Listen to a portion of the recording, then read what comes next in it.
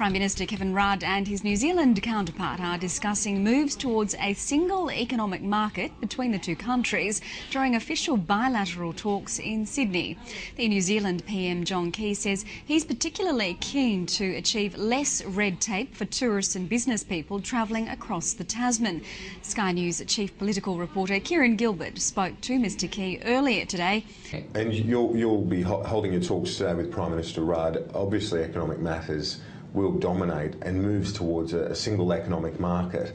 How important is that, and can it take the relationship much further, given, of course, the free trade agreement's been in place for decades now?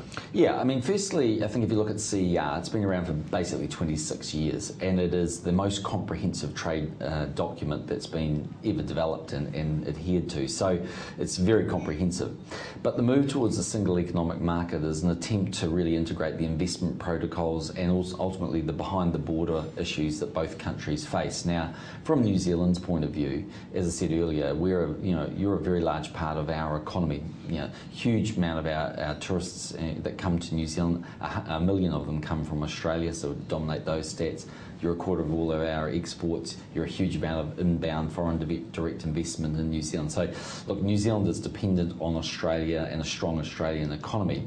The more we can do to make that integration more seamless, the better, while still preserving, obviously, the national rights that both countries want. And I think there is further integration that can take place.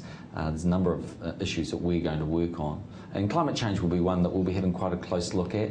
If you think about the concept of CER and a single economic market, it seems to sort of run counter to that for each country to be developing a different response to climate change, because it runs the risk where you've got multinationals investing on both sides of the Tasman getting different investment signals if we get it too far out of line with each other. So you're talking about synchronising tax systems, and I've seen as well suggestions that the flights from New Zealand to Australia could be treated as domestic flights. Is that something that's realistic? For us, that's something that's very important, and I raised that with Kevin last night, and I think it's something that the Australians would value as well.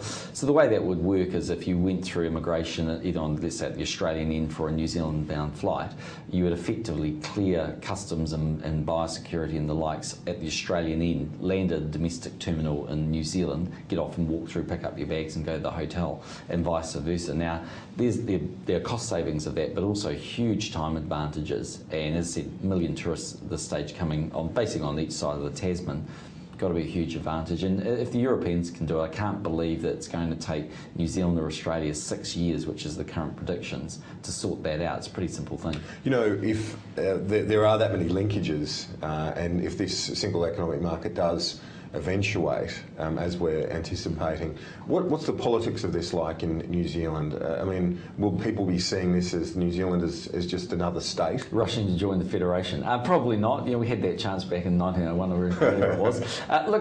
There's always a rivalry between New Zealand and Australia, and that manifests itself most profoundly on the sporting field, and it's a great rivalry. But there's also a great sense of comradeship, and you saw that with the outpouring of support for New Zealanders for the Australians that were lost in the bushfires. Pretty much every sphere, whether it's trade, cultural, economic, you sort of name it, sporting, social, people-to-people links, there's massive links between New Zealand and Australia.